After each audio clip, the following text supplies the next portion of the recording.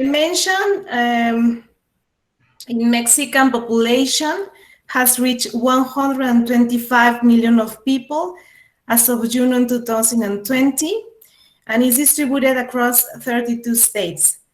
After Brazil, Mexico is the second greatest user of medicines in Latin American region, and its pharmaceutical market is the 11th largest worldwide.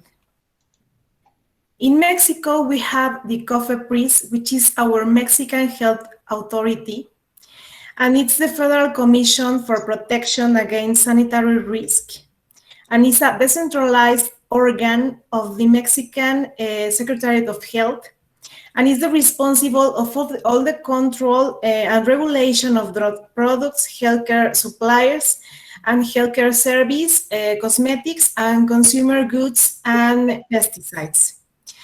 On July 2012, the World Health Organization, through the Pan American Health Organization, designated COFEPRIS as National Regulatory Authority of Regional Reference of Medicines and Biological Products. It's important to consider the flow among the PV process. We are including all pharmaceutical companies, pharmacy, patients, hospitals and PV units, and medical organizations, and all we have the obligation to report safety information to COFEPRIS. In the Pharmacovigilance National Center is under the leadership of the Executive Director of Pharmacopeia and Pharmacovigilance.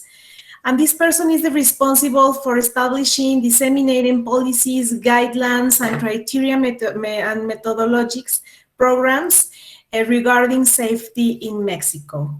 And it's the entity that is responsible for coordinate all the activities in pharmacovigilance for Mexico. Our PV legislation is the NOM 220 SSA1 2016, Installation and Operation of Pharmacovigilance. And it was recently modified on September 30 of 2020. And the framework is a prompt and systematic collection and evaluation of safety information, and provide the measures and mechanisms to collect safety information for an appropriate monitoring. We have guidelines which are for risk management plan, periodic safety update reports, ICSR notification, and safety in clinical research, and the pharmacovigilance inform, which are on the responsibility for the pharmaceutical companies. We have other guidelines that are focused on institutional center for pharmacovigilance, and the stimulated report for PV units for national health systems. We have also manuals that are focused related to vaccines and the quality of our vaccines under surveillance system. In Mexico, we have a PV critical process, which are ICSR, aggregate reports, clinical trial safety reports, and risk management plan. It's important to mention that we need to establish and to designate a PV responsible based in Mexico. This must be notified in a formal way to the PV unit and PV responsible to the health authority. And we need to implement SOPs for process in Mexico. This PV responsible must be a health professional and must be based in Mexico. Under this critical process, we have a PV inform, which is used for renewal process. So it's stated that in Mexico is considered all the information that is happening with safety or related with safety with the product in order to support a renewal process. So this critical process has different documents that must be submitted through the post-marketing activity of the products in order to support the next renewal process. We have regarding individual case safety report, we have different timelines for drugs and vaccines, as you are seeing in this slide. And we are coming of a update legislation which is aligned to ICH timelines, which is very good for us because we were reporting in a different timelines that it was a little bit difficult for us to meet the criteria timelines for reporting if we needed to submit through E2B, as we are going to see in the next slide. With this modification of legislation and during this year, it was modified the way to submit the individual case safety report in Mexico. And as you can see, we have all the members described in this table about what is the tool that you need to use in order to submit individual case safety reports. So you have the possibility to submit through BGFlow for Pharmacovigilance National Center, for Pharmacovigilance State Center, for Institutional Coordinator Center, and Pharmacovigilance Institutional Center. And the pharmacovigilance units that are dependent of states of center are supporting or needs to submit through BGFlow. For marketing authorization holder, legal representative, and clinical research institution distributors, which has the ability to carry out the electronic transmission of data in XML E2B format, there is the specific way to submit through E2B XML. It's important to consider that we have a special Spanish fields, which are narrative, adverse reactions, reporters' comments, that is mandatory for us to include these special fields in Spanish.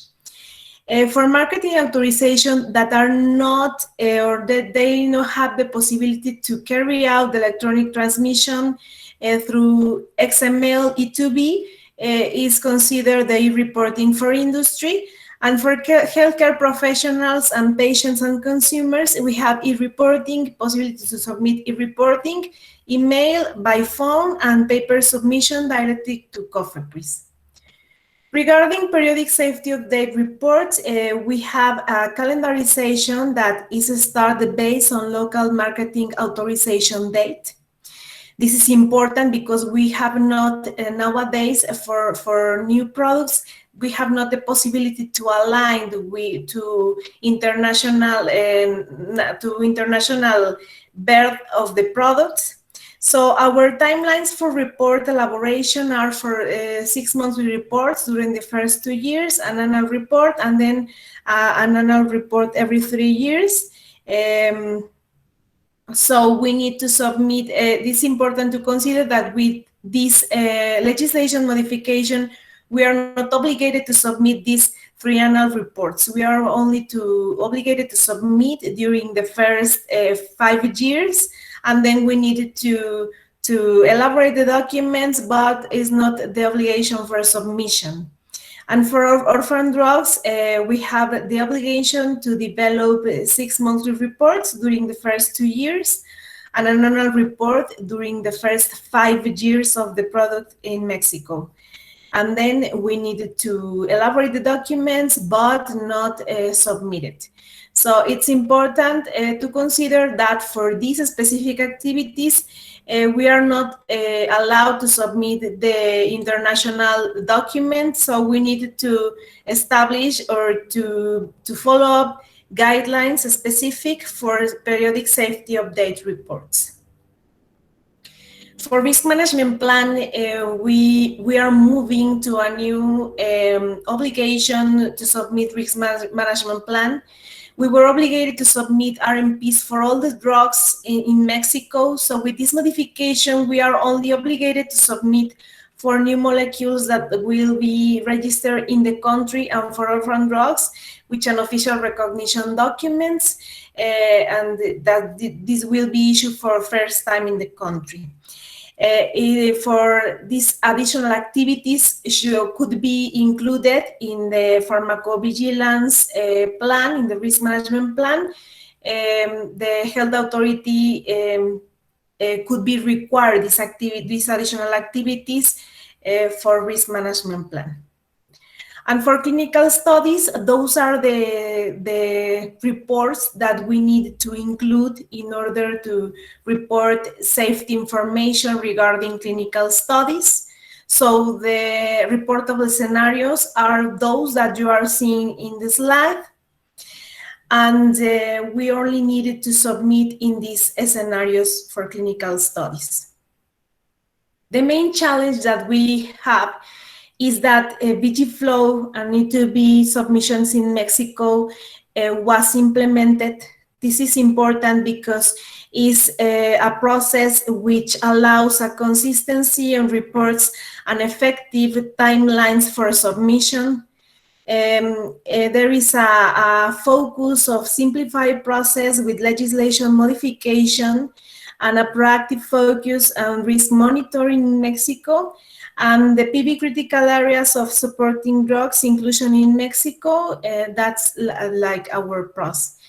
The cons that we have is the underreporting from healthcare professionals and patients, the reports coming from pharmaceutical companies because we have this obligatory submission, and the paper submission is something that we need to implement, we needed to change in Mexico. Through this pandemic situation, we have a lot of high of workload and delays of submission because this non-possibility to submit in a different way that paper submission. So this is something that we need to consider in Mexico.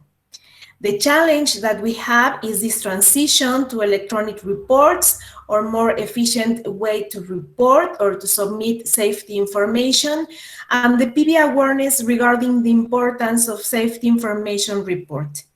And pharmaceutical companies are not aware that one of the important thing is, for example, the pharmaceutical companies are not aware about what is reported to the health authority. So we needed to, this is something that maybe we could implement in Mexico. And I would like to thank to the panel of experts for your attention, and congratulations to my speaker colleagues for their great participation. And a special thanks to Dr. Chinmaya, a member of Indian Pharmacopoeia Commission, and Dr. Josue Bautista, President of Pharmacovigilance Mexican Association, for your invitation. Thank you.